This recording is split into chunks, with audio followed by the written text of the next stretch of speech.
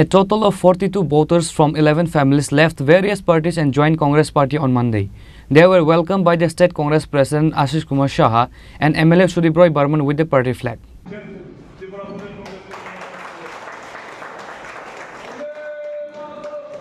While speaking on the occasion, President Ashish Kumar Shah said that with the initiative of Shiv Chandra Debbarma, on this day a total of 42 voters of 9 families from INPT and 11 families from Tipramotha joined the party Congress. They were welcomed by State Congress Party President Ashish Kumar Shah and MLA Sudip Roy Burman with the party flag. আমরা বিশেষ করে আদিবাসী জনগোষ্ঠীর মধ্যে বিভিন্ন আঞ্চলিক দলের যে প্রভাব বিগত 3 দশক ধরে সারা রাজ্য জুড়ে এই প্রভাব মুক্ত হয়ে মানুষ আদিবাসী জনগোষ্ঠীর মানুষ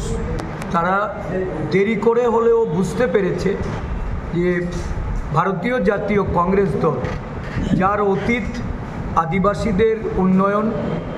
আদিবাসীদের ক্ষমতায়ন তাদের অগ্রাধিকার এই বিষয়ে যখন আদিবাসী জনগোষ্ঠীর মানুষের মধ্যে তাদের নেতৃত্বের মধ্যে বিভিন্ন আঞ্চলিক দলের মধ্যে যখন একটা নতুনভাবে ভাবনা চিন্তা শুরু হয়েছে আমরা লক্ষ্য করছি প্রতিদিনই এই রাজ্যের বিভিন্ন অঞ্চলে আমাদের আদিবাসী কংগ্রেসকে শক্তিশালী করার জন্য বিভিন্ন আঞ্চলিক দল ত্যাগ করে কংগ্রেস দলে যোগদান করছে। আজকে আমি স্বাগত জানাই যে তদানীন্তন আইএনপিটি দলে যিনি একসময় সভাপতি রূপে কাজ করেছেন বা এই দলের যারা মুখ্য ভূমিকায় ছিলেন বিভিন্ন পদাধিকারীগণ শিবচন্দ্র দেববর্মার নেতৃত্বে প্রায় 9 জন নেতৃত্ব এবং ত্রিপুরামথা থেকে আরও 2 জন নেতৃত্ব বিভিন্ন রাজনৈতিক দলে আঞ্চলিক দলে যারা কাজ করার পর তাদের বর্তমান যে ভাবনা এই ভাবনা হলো জাতীয় কংগ্রেস দলকে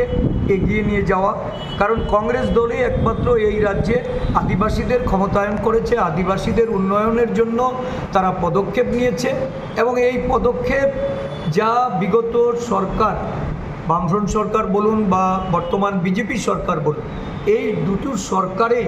তাদের অধিকারকে খর্ব করার চেষ্টা করেছে। তো স্বাভাবিকভাবেই জাতীয় কংগ্রেসকে শক্তিশালী করার জন্য যারা এগিয়ে এসছেন এই নেতৃত্বকে আমরা দলে যেমন স্বাগত জানাই তাদের রাজনৈতিক মর্যাদার সহকারে আগামী দিন ত্রিপুরা রাজ্যে এই জাতীয় কংগ্রেসের যে সারা দেশব্যাপী আদিবাসী দলিত অতি পশ্চাৎপদ এবং সংখ্যালঘুদের তাদের উন্নয়নে তাদের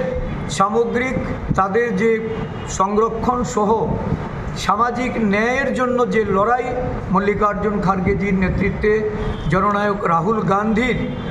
তার সর্বক্ষণ সারা দেশব্যাপী যে কর্মসূচির মাধ্যমে উনি যেভাবে এটাকে পরিচালনা করে নিয়ে যাচ্ছেন এই দিক থেকে অনুপ্রাণিত হয়ে আমাদের রাজ্যেও ব্যাপক আদিবাসী দলিত পশ্চাৎপদ সংখ্যালঘুদের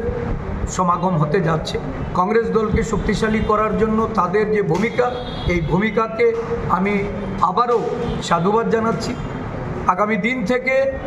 আদিবাসী কংগ্রেসের নেতৃত্বে আমাদের সমস্ত উপজাতি নেতৃত্বরা ঐক্যবদ্ধভাবে এই রাজ্যে পরিবর্তনের জন্য তারা লড়াই অবতীর্ণ হবে।